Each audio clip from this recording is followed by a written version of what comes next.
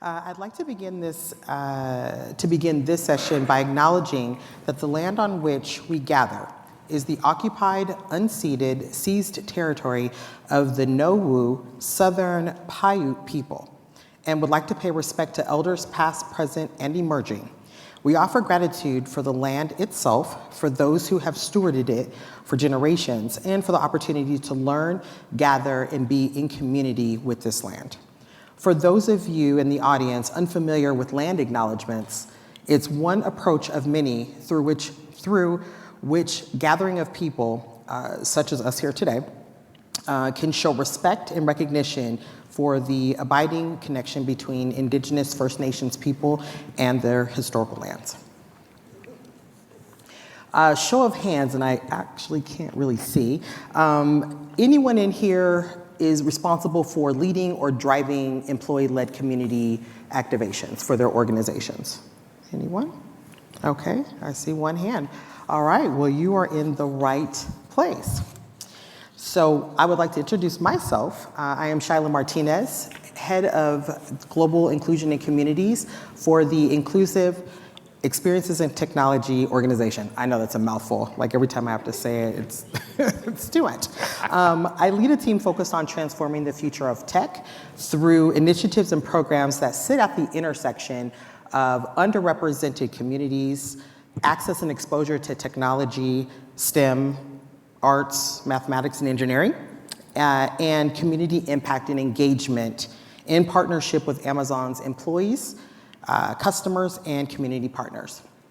So our programs and initiatives are mechanisms used to provide employees with opportunities to leverage their talents and passions and in spaces most important to them for Amazon to show up as a tech for good partner in places we live, work, and represent our diverse cultures.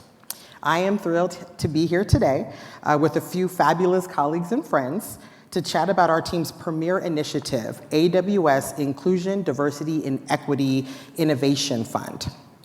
Please join me in welcoming our panelists here, Darrell Bonner, Anita Adoba, and Ken Surratt. Welcome. Thank you. Thank you for having me. I'm gonna go ahead and take a seat. So team, can you please introduce yourselves to the audience? Sure.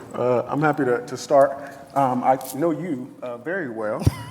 We work very closely. My name is Darrell Bonner. My pronouns are he, him, and I serve as a principal inclusion and communities leader. And essentially, what Shyla referenced, our work is at the center of inclusion, diversity, and equity and corporate social responsibility. And so we're consistently thinking about, what nonprofit organizations can we partner with to help us make impact across the world. And so just feel very privileged to be able to do this work, and the work affords me the opportunity to meet dynamic individuals like Anita, who you all will get to know very shortly. Hi, my name is Anita Adoba. I am, for those of you that are familiar with titles at Amazon, a senior practice manager with ProServe. I joined AWS 2 years ago, so I'm at least 2 decades older. And I was fortunate to learn about the Innovation Fund and have gotten to be very close to Darrell Bonner as a result. And I have been friends with Ken, I think, for 3-4 years now. And it was a perfect amalgamation of passion and opportunity and friends. And my name is Ken Surratt. I'm the odd duck here. I'm not affiliated with Amazon or AWS at all. I'm a founder of a nonprofit called Water's Life, and our goal is to end the world water crisis. All right, and I forgot to mention, I would like for you all to tell one fun fact about yourselves for the audience. They thought I forgot. I think it's only fair that we start with Ken this time. I do. Okay. Well, I grew up as a GI brat, so I lived everywhere from Anchorage, Alaska to Washington, D.C., and many parts in between. All right. You probably only need to spend about 3 seconds with me to realize that I'm absolutely crazy about tennis. So my claim to fame is that I, along with a team, won a national championship in tennis. Wow. And, Fantastic. Wow. and got to play at Indian Wells, which is where they call it where the pros play. So we went on right after Roger Federer, so that was pretty cool. Awesome, awesome. It's a tough act to follow. I was just going to say I'm an amateur cyclist and chef. Those are my passions outside of work. Okay. And my one fun fact is that I am obsessed with singing even though I cannot. And so I live for a good karaoke lounge, just for a moment. All right, let's go ahead and dig in.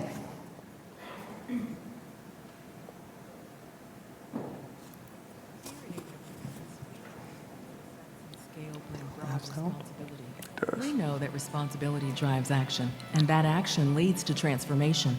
In 2021, with AWS's newest leadership principles in full focus, the AWS ID&E Innovation Fund was born. We empower our builders to produce sustainable change in the communities where we work and live. Now, with 2 years and 45 projects completed and 75,000 underserved people reached, the Innovation Fund continues to match passion with purpose, delivering results in partnership with builders and social impact organizations around the world. We have a lot of vulnerable communities, and there's a lot of work to do. And sometimes we don't have the means, we don't have the budget to actually help them. And now we have the means and the funds to do it. My project was helping a charity called Katie and Fish Education. It is a charity that's working in rural Senegal, West Africa, trying to help kids go to school. They had a very acute water problem. And when water is this scarce, people have to use it wisely. So they had to choose between cleaning, washing, or drinking. So when I heard about this AWS ID&E Innovation Fund, I wanted to help. So I submitted an application to support this charity build a water system for the village. I supported a charity called the PAT Project, and their mission is to end period stigma and to empower women and menstruators all over the world. I think one quote when I was collecting the impact report kind of sums it up. Today, I can confidently say that I am a proud girl. And I think that is enough in itself, how the program impacts these individuals, and which is why I'm so proud of what we've achieved. We have 3 groups of teenagers going through workshops, understanding the cloud concepts and working on the AWS specific cloud console. So for me that was really amazing, and it's what I loved about the project.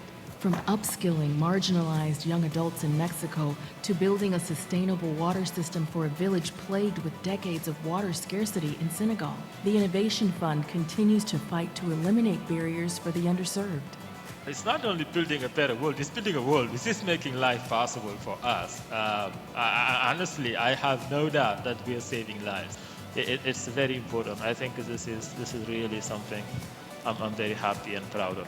We are proud to celebrate the results of our social impact work and know there is much more work to be done.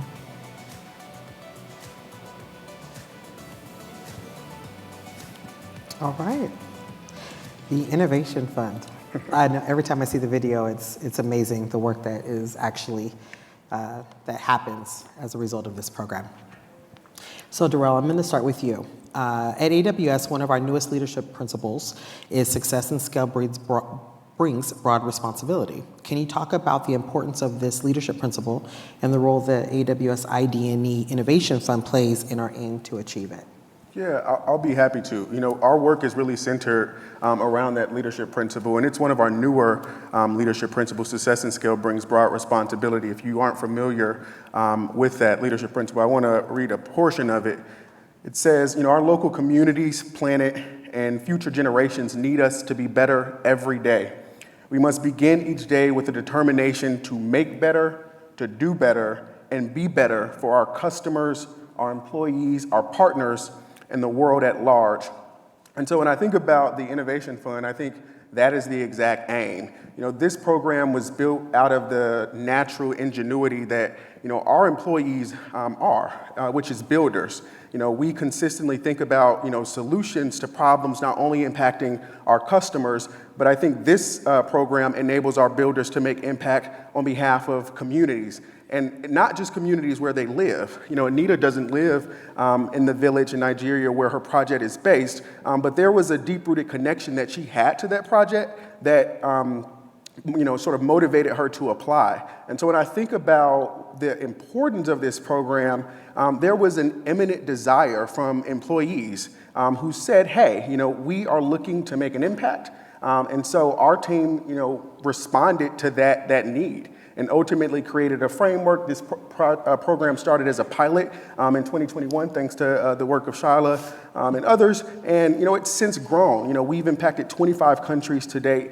and we are currently assessing data from our most recent cohort, and we'll have some additional outputs to share in the next few weeks. But all in all, I think the bottom line is when you create space for employees to show up, to demonstrate their passion, and you fund and sort of create and allow those employees to thrive in ambiguity, that is, I think, how you really lead to innovation. So I think this is a part of how the Innovation Fund is supporting our efforts to achieve that leadership principle. I think when the LP was written, it must have been for this purpose, for the Innovation Fund. Thank you for that.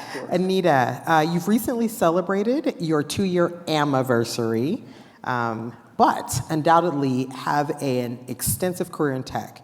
Can you talk a bit about what compelled you to apply for the AWS ID&E Innovation Fund? Sure. I think my answer is going to sound a little bit cliched, but it is the truth, right? Because I truly believe that it is important to leave the world a better place. Absolutely. Right? And because that has been an innate desire, I think inculcated in me really through my father, because he was he was community-minded as well. I don't consider it a coincidence that I saw the email around the ID&E Innovation Fund and immediately went to apply. I had actually been talking to Ken, like I said, for several years around different projects, and it was just, it was time. And I think that I always like to imagine if every single person in the world, however many billion we are, were for 1 minute at the same time do something good for someone else, just 1 minute, the impact that it would have would be like, tsunami proportions. Absolutely. And so it's that desire to leave behind something that makes this world a better place, whether it's a small thing or. Are there, sorry, can I ask a question of the audience? Are there any MJ fans in the house? Michael Jackson. Okay. So I was going to sing it. I'm not. Please. There is a song that when they were part of the Jackson 5, and it goes, maybe you and I can't do great things, but you and I can't do great. If we just do something today in a small way, it makes an enormous difference. I mean, that part I added, but that song has been going through my head primarily because I'm staying at Mandalay Bay and they have the MJ1 show, but also because those words pretty much describe for me the reason why I'm doing this. Anita, if you don't mind, I just want to add, because when we had this conversation a while back, you talked about, and I have to say, when the team is prepared to send out the notifications to the employees, it's the best day ever. Oftentimes we are overwhelmed. We work incredibly hard, but when you know that these are projects that employees like Anita have, are very passionate, near and dear, and they get that excitement. You talked about when you saw the email. How you didn't sort of, your initial reaction when you read through it. I think it's important for you to share that anecdote. So I applied for the fund, and I put my heart in it. I really did, and put down what I thought would work and why. And let me give you a little bit of the background as to the why. So the village that I come from, and I'm not going to ask any of you to to say it, but it's called Iga Okpaya, and it's in Benue State in Nigeria. And we are at the southernmost tip of the northern region of Nigeria. And the northern region of Nigeria has suffered in recent years a lot of internal violence. And so all of the folks that were impacted by that were sort of fleeing in our direction. And they settled in places like my village, they call them camps. They've lost everything and left everything and had to resettle in places that typically were maybe friendly for the first 2 days, and then after that they got tired of them. So it was important to do something that would help them become self-sustaining. And it just so happens that the farms that are owned by my family are right on the border of where these people are settled. And so it seemed a natural thing to do something that would enable them to actually become self-sufficient. So hence the water project, hence the whole thing is about providing water to that community, not just clean drinking water, but also water with which to irrigate their own farms. And what that does is it actually extends the growing period. And so there aren't periods where they actually don't have food to eat. A lot of theft in the village is really driven by hunger. And I don't call that theft at all. If you're hungry and you steal, that's not theft. But so like I said, I put my heart into the application. And then when the email came back, saying, so I'm reading it, fully expecting to get to the line where it says, thank you so much for applying, but, try again next year. And I had read halfway through the email and I was like, oh my God, they did give it to me. They did give me the fund. And that was followed immediately by panic about, what the 4-letter word am I going to do now? But that was what happened. That's awesome. Thank you for sharing that. Ken, Water is Life has an impressive and storied journey of impact, currently making impact in over 40 countries. Can you share a bit about your organization's mission? You bet. It's been a real joy. To piggyback on what Anita said, when I was a student in grade school, we did a study on Winston Churchill. And Winston Churchill made the statement, he said, you make a living by what you get, but you make a life by what you give.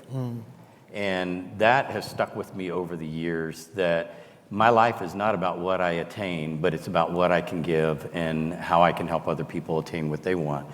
And so we built Water's Life on those principles. We're in the water, sanitation, and hygiene space. We do everything from water wells to water treatment because everybody lives near water. If you take a look at Google Earth at night, you'll see that all the lights are surrounded by water. Because water is life. People need it. You can live 3 days without water. The only other thing is air. We can live about 3 minutes without that. Some of us a little shorter time than that, but for us, filtration is a real key. We've got everything from little teeny straw filters for kids that we use in schools to provide instantaneous, safe drinking water for them. Home systems. We have solar-powered water treatment systems for communities. In fact, one of those is going in at the well there in Nigeria, in this village for the safe drinking water for those people. So for us, it's a way to accomplish our goal is by working together in cooperation with other groups, organizations, and some amazing individuals as well. That is awesome. I really like the filter, the straw filter. Yeah. I think I just need one. I'll get you one for your go bag. That's right. Thank you. Okay, Darrell, AWS is a data-centric company.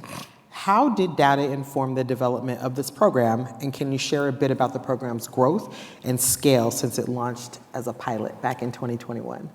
Sure. At AWS, we are very data-driven, and for obvious reasons. I think when you think about corporate social responsibility, and just that data generally, right? The objective is to leverage it so you mitigate risk. But I think when we're talking about corporate social responsibility, the context of the data was really driven by surveys. We consistently survey our employees, as an ID&E team and multiple teams. We have connections which surveys our employees daily. So, data is an integral part of our company structure. But when we talk about, the Innovation Fund, it was really employee sentiment. Employees had a desire for, this sort of program to be created, and because we're builders, our team was able to sort of create a framework, and it's evolved year over year. And I think that's one of the things I love about working at a company like AWS is,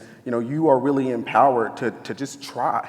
And you don't always get it right, but the thing that we recognize is that when it comes to corporate social responsibility, that we have to make our best concerted effort because there are inadvertent impacts if we don't take this work seriously. And so I think the most important data for us after the first year where we impacted approximately 25,000 individuals was we thought about what's really important, and any individual who supports a nonprofit organization, they know this to be true. The consistent question is, how are we going to sustain? It's great for corporations to come and to offer, financial support, but one-off investment, it significantly impacts organizations if they can't sort of see the long-term investment. And so what our team immediately decided was we are going to continue year over year to invite, our employees to submit new projects, but we have to really think about how are we going to sustain those projects. And so we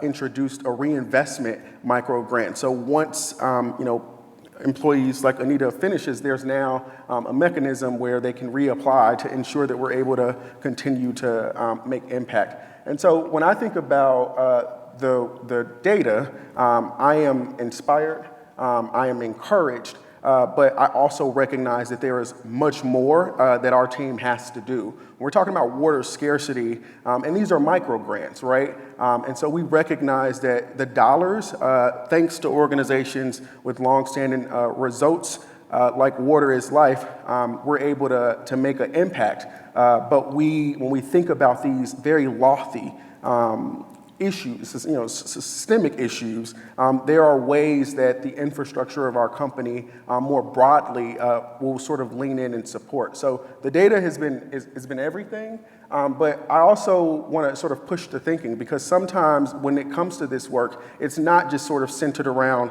the return for the company. There is always a necessity for business to be business, and I will continue to reiterate that. But there is very clear evidence in many studies that sort of talk about, the correlation and clear benefits of corporate social responsibility and profitability. When employees are happy and they feel a sense of purpose in their work, that directly ties to their productivity. And so, when employees like Anita, who she's a people manager, and she's going to talk a bit about that, but this is work that you're doing outside, off the side of your desk. So you have your day-to-day job, and then you have this work, and so there is a number of things that have to sort of be in place to ensure that you're able to really fulfill your responsibility, but also not burn out. So it takes a cultural shift in order to make this work impactful. It's just not sort of giving the dollars and expecting the employee to go out and build.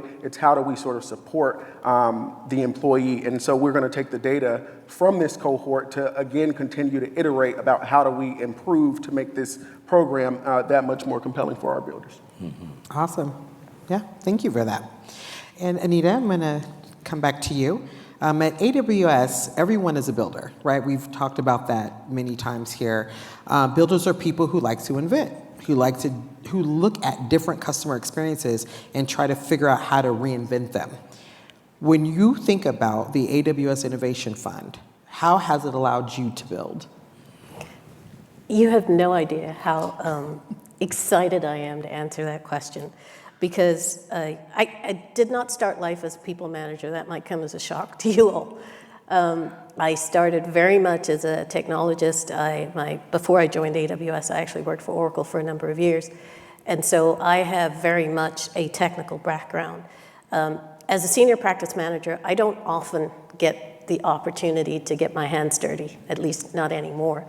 So the Innovation Fund gave me the opportunity to do exactly that, because the problems that we're solving for you have to solve for things that you actually take for granted, right?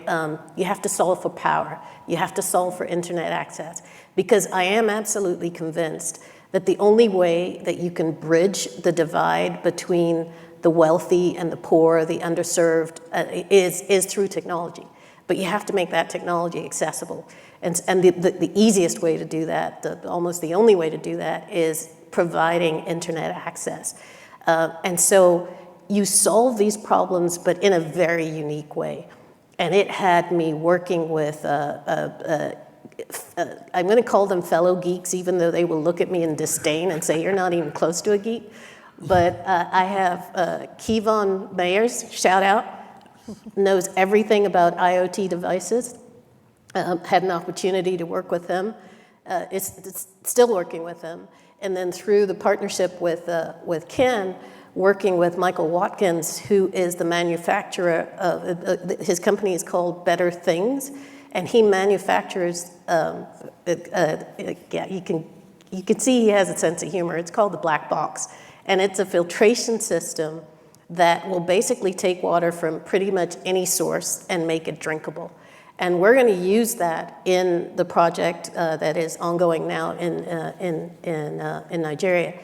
And so we had to solve for power, solve for network, and solve for how do we bring the water to the system? How do we take it out? How do we make a delivery system that allows us, because we are a data-driven company, to track how much water is being utilized, how much we're wasting, and minimize that over time. So IoTs were a natural solution for that. And we have had so much fun designing the IoTs that will help us do all of that in conjunction with the black box. So how does the Innovation Fund help me become a builder? Because it allowed me to solve problems that under normal circumstances I wouldn't be doing. That is amazing. That is absolutely amazing. Okay, Ken, you're up. Partnerships are critical for organizations like Water is Life. How has this employee-led microgrant program impacted your organization, and how does this partnership differ from others that you have? You bet. For us, there's been a real shift in the nonprofit realm. Originally, we were a grassroots, very boots on the ground organization, and depended upon the donations from individuals. Well, over the past decade and a half, that has changed. A lot of people are getting involved in helping out. Aunt Bessie's dog needs surgery, so they're given their extra income to help with different things and different projects. Sure. And so we've had to shift our thinking too, as to corporate social responsibility partners and projects that companies want to. We call it doing well by doing good. All these companies want to do well for their stakeholders, for their constituents, but they also want to do good. And so we give them the opportunity to be able to do that. Water's Life doesn't care who gets the credit. We want to solve the world water problem, and it's going to take all of us together to do that. There's 1 billion people that don't have safe drinking water today, and for us to be able to get our hands around it, we're in 48 countries, which is not even a third of what we reach around the world, countries around the world. And so with that billion goal, it's going to take all of us working together. Corporations, companies, people that are passionate about things as well, but it takes those kind of partnerships for us to be successful. So speaking of your $1 billion people safe drinking water goal. Yes, ma'am. Where are you in that journey? Right now. And what are your key priorities? Yeah, right now we're at over 7 billion liters that we've provided. That's about half of what we can actually produce, but over 7 billion liters of water provided around the world. It's an amazing journey from water wells to filtration, to the opportunity to impact these communities in a tangible way, because You go from, kids being sick, being in the hospital. I sat with some of the Johnson & Johnson's VPs not too long ago and explained to them, they give over $1 billion away in goods and services to other companies and hospitals and clinics. And I said, we could do one thing and we could eliminate 3/4 of the people in beds in hospitals today. And they kind of looked at me like I had horns and they said, well, what is that? I said, provide safe drinking water, because 3/4 of the people that are in hospitals today around the country, around the world, are there because of waterborne disease. And it's something that we can fix. It's a tangible thing that we can fix so easily just by working together with partnerships with groups and organizations and businesses. Okay. And is there anything you'd like to leave for this audience in regards to your 1 billion person goal? Well, I think it's a magnanimous goal, but at the same time, it's something that every one of us can do something about. Whether that's going and doing something, rolling up their sleeves, going with a volunteer group someplace, or whether it's getting their company involved in some corporate social responsibility projects or employee donor matching, those kind of things, or whether it's just sharing things on social media, utilizing their sphere of influence to draw other people into the awareness of the problem. People don't realize that even in the U.S., where we live, 1/3 of the people in the United States live with lead levels that exceed EPA standards. We don't even think about that. Sure. But yet there is a problem here in the United States as well. Okay. Thank you for that. Anita, it goes without saying that leading a community impact project off the side of your desk while managing your day-to-day job responsibilities and a team is not easy. Why is it so important? What example do you think you're setting as a leader, and how has your leadership team provided you support to ensure you're successful in being involved in this program that we have? Before I joined AWS, I had a number of friends that had preceded me. And one of them said to me laughingly, at least I thought it at the time, that working for AWS was similar to living in a cult. And there is a reason for that. And it's because we have these leadership principles that people, they get up, they have breakfast, they recite a leadership principle. They go to lunch, they recite a leadership principle. So I could see where the whole cult thing was coming from. But for me, there is one particular leadership principle that truly means it's the one that Darrell quoted at the beginning, which is success and scale brings broad responsibility. Because I don't understand how it would not be. I don't understand how, if you're successful, there isn't a desire in you to make other people successful. To me, that is part of what being successful is. And so it's a leadership principle that I live and breathe, and I hope that I lead by example. My team might differ on this particular opinion, but I do believe that I lead by example, and I think by showing them that it's possible, you make time for the things that you're passionate about. There's no question. There might be some days that you might get no sleep or little sleep, but if you're passionate about what you're doing, it's something that you will do gladly. So yeah, sometimes it's a little challenging managing a team and having one-to-ones and trying to remember what you discussed in the last one when you've been working on your Change X project for the last 2 days. But, we get there.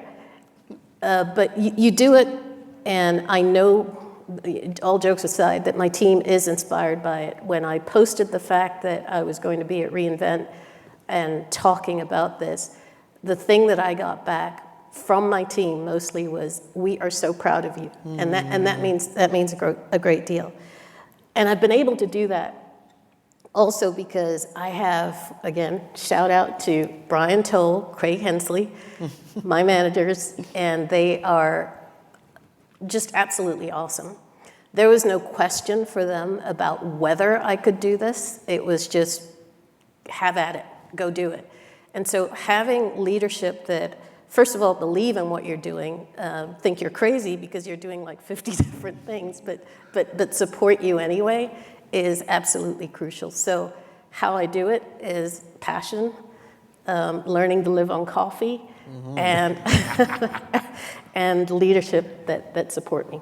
Okay, so needless to say, we should see an influx of applications from your business in 2024. I will strongly encourage them to do so. All right, that's what we want to hear.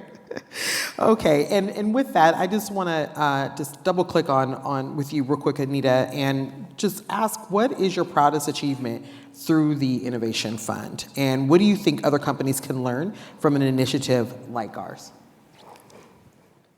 You know, it would be hard to pick one moment, but I have to tell you that with this particular project, I could not stop grinning when the partners that we have on the ground that built the borehole, that put the solar-powered pump to pump water into an overhead tank. You saw the picture earlier. And when they, and honestly, when they were surveying the site, it looked like they were using black magic, I'll be honest. But they were absolutely convinced there was water there. And and when they showed that pipe with the water gushing over the top, I couldn't stop grinning. I was grinning so hard, my face started to hurt. So I think for me, for this project, that was probably the proudest moment, to go from, what the heck am I going to do? Sorry, can I say that? Yeah, it's okay. To actually seeing the water come through that pipe was something. And it's been an absolutely amazing journey.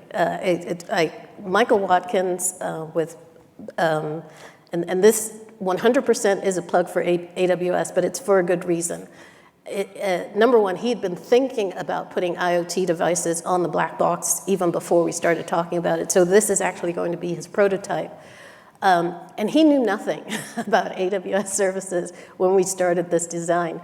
And literally Monday, he's showing me this dashboard that has the humidity, that has the soil temperature, that has, and it's like 3 weeks ago, this guy couldn't spell Arduino, okay? And here we are with a dashboard, with an IoT device, with sensors. It's just been an absolutely amazing journey. It's incredible. Congratulations again. Okay, Darrell. Why is it important for customers to know about IF, or Innovation Fund? And how can you provide examples of how programs like the Innovation Fund can benefit their employee engagement and community impact journey? I think that's a great question. I think the audience would say, or I don't want to speak on behalf of the audience, but I would assume that they're here because they're passionate about community engagement work. And so I think our customers and partners could really benefit from frameworks like the Innovation Fund, because again, it allows your employees to create solutions and to support you or the respective organization in achieving your corporate social and responsibility goals. I think specifically as it relates to the Innovation Fund, the reason why this is so important is because we can't do this work alone. We're talking about, again, issues that have significant consequence. Water scarcity, these are not things that you can sort of just complete. And the essence of the Innovation Fund, just for context, is it's a micro grant campaign, and the employees have currently 3 months to complete the project. And so it's sort of one of those things where you clearly recognize through a project like Anita's that 3 months is just not sort of sufficient. And so we're going to make some changes in 2024.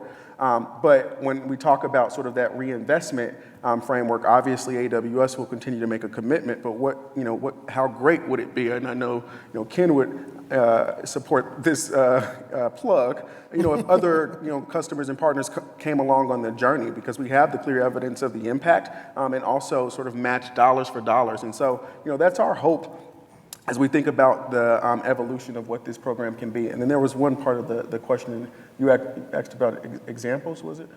Yeah. Of how programs like ours can benefit their employee engagement or their own, customer community impact journey. Yeah, so the Innovation Fund is one example of our community engagement. I'd like to actually talk about another project that we recently just completed where we sent 25 AWS employees to a small fisherman town outside of Accra, Ghana, in a community called Chokor. And essentially, we were there focused on STEAM, or science, technology, engineering, arts, and mathematics exposure for a nonprofit organization. And so we had 25 employees from a wide range of areas of the business that came. They had support from their leadership to be present. And so when we talk about this work and our commitment to make impacts in communities, the Innovation Fund is sort of one example of how we are committed to doing this work. But I think I'm bringing that up because that was a really great opportunity for us to partner with one of our customers. And so, we partner with the local customer base in Ghana. They also sent employees to support the activation. And so it was just an example of how, if we work together, we're going to be able to make a significant impact. And I think just long-term impact. And so I think that's sort of a great example of how, in this work, if there are companies that are, they have their pillars, for us at AWS, when it comes to CSR, we're really focused on, health equity and disaster response and environmental equity, and then obviously STEAM access. And so other companies have their pillars, and so I think it's important if we join forces and we make a commitment to make that much more impact. Yeah, it's super beneficial when our customers see programs and impact from like Innovation Fund, and they say, hey, we have people in that region or in that space and place who are interested in also partnering on the work that's already been done, and it just helps with the scalability 100%. And sustainability. And 25 countries currently, like have impacted 25 countries. So it's a significant opportunity for customers, especially that are not based in North America, to also think about where they have headquarters or employees or remote workers that are in those regions to sort of activate. So I think that's really important as well. Awesome. So Ken, Darrell just mentioned, he gave a little plug and said customers could, come on board and help. So what are some ways that our customers and our partners can support the mission of Water is Life? You bet. We work with a lot of different companies, both big ones and small ones. And it's amazing to see how they bring their passion to the table. It may be through a water project or developing something in a community. But I had a chance to meet several of the folks here today. A lot of them work with companies that are needing corporate social responsibility projects, and we'd be more than happy to partner with some of those. There are some others that are here that are in the nonprofit space themselves, and there are things that as NGOs that we can learn from each other, and so I open the door for opportunities to talk and visit in the future. About maybe some potential projects together. Awesome. And simple things like employee matching. I don't think a lot of companies are doing employee matching now, where if you give $1, they'll match that $1. And that goes a long ways for nonprofits like ourselves that are trying to do as much as they can with the little bit amount of money that we can get. I believe that everybody's called to do something. There are some people that are called to go and roll up their sleeves, get things done. There are those that are called to send people. They have the resources, but they don't have the passion to go themselves. But yet I think it's our responsibility that we all have a responsibility to do something. Even today, you can do something so small as going up to the second floor of the nation, taking the jugs of water, walk around, and you can experience firsthand what it's like for over 40 billion hours of time wasted by mostly women and children to keep them out of school, out of being productive, by hauling water for their families. And most of the time that water is not safe to drink. But it puts that in perspective for us. The great thing is you have a chance to, not yourself, but to get Amazon to donate $5 for every time you fill up your water bottle. So when you get that water bottle, there's a little QR code on the back. Use your camera, scan that thing, and Amazon will make a donation on your behalf to help Water's Life and Charity Water. So we appreciate you guys doing that. Come up and see us on the second floor.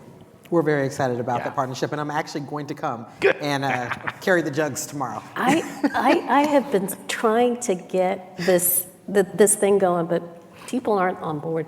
We're in Vegas. I mean, we should put a little money on the table and start. Who is going to do it fast? Right? That's right. That's right. I like the way you're thinking. I would agree. Winner, chicken dinner, right?